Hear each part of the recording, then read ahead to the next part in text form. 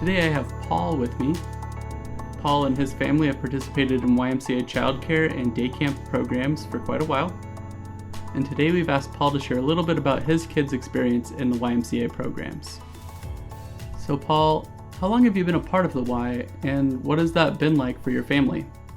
So our oldest son is almost 7, and he's been at the Y since he was 6 months old, which seems like a lifetime ago. But I think I feel like the Y has been in our life for more years than that. And he's come and gone since now he's up in first grade. So obviously it's a success story coming out of this. And then our daughter, Zoe's just turned 3. She's been here since she was a baby too. So we've been a YMCA family for a long time, and it's something that we've always, I think it's just become a part of our family, and something that we can rely on and have always loved. I think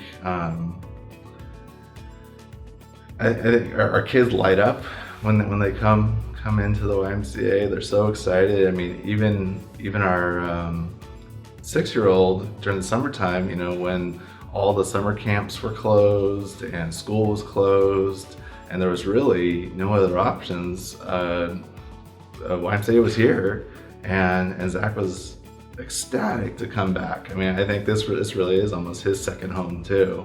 So I think it was great that he could get to come here as a school-age kid, get to play with his sister, and then she has normalcy for throughout this whole pandemic. I mean, I think that's always been my biggest thing. I think we as adults and parents, like we can handle it. We can try and deal with this pandemic as best we can, but like we don't want the kids to be affected. And I think that's been the biggest thing. Is, I mean, besides wearing masks, which is almost like an accessory for less than an actual necessity or something, some strange, awful like the pandemic is going on. She just it doesn't affect her. I mean, she gets to have fun. She gets to play with her friends, and I mean, we're so thankful that the Y provide that. What are some of the ways that the pandemic has affected how your family does day-to-day life? I mean, everything's become homebound, and I think it's been such a huge shift. We create our home enough where we can have a place to sleep and have a place to eat, and then we go off, we go to school, we go to work, and then we get things done there. I mean, we've had to shift complete everything. Both my wife and I, we've been able to work. We both have office jobs, so we're able to type, but we also had, certainly as the schools kicked in again, we've had to become teachers, both back in March, in summer, trying to keep the education up, and then work on top of it, and try and provide healthy meals. I mean, that's one thing I've always loved about the YMCA, is that they provide healthy meals. Is something like we don't have to worry about. We don't have to make sure our daughter's getting fruits and vegetables and eating her complete meals is something that we're always trying to stay on top of. But it's just been like a whole shift from parent to teacher to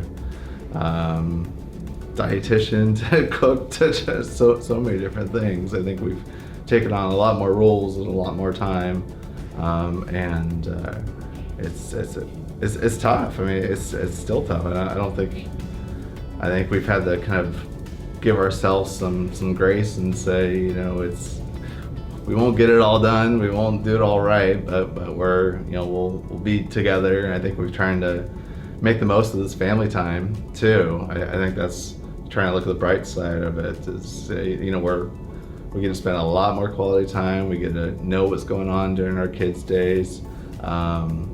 And now that Zoe's getting older, she gets to tell us what all of her friends that she plays with, all the things she does here at the YMCA, and we just spend a lot more time, like quality time, really, as a family. So I think that's been great. as we try and push off the stresses of all the things that have to get done, so extra things, so yeah. What are some of the things that Zach and Zoe have said when they come home have been some of their favorite moments at the Y? Oh my goodness. I mean, I think during the summer time when there were no camps and no school for Zach, and then first we'd get in the car and we'd say, how many times did you see Zoe at school? Because they'd be able to pass each other, and they loved that. They thought that was the best thing. And then, every day we list all the friends that they would play with during the day, which, I mean, they couldn't get at home. I mean, they get mom and dad. I mean, they played with Emma's and Blake's and all the names.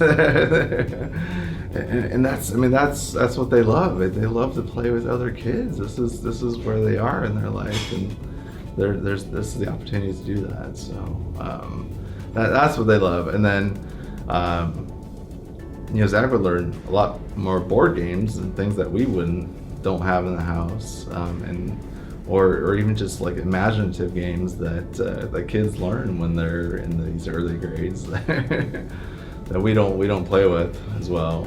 And Zoe, I mean, she like the stories and the songs that just come out of nowhere are just fantastic. You know that she's had them during the day, and she just sings and loves them and pats and dances, and it's I mean, you can only get that when you come here to get the care at the YMCA.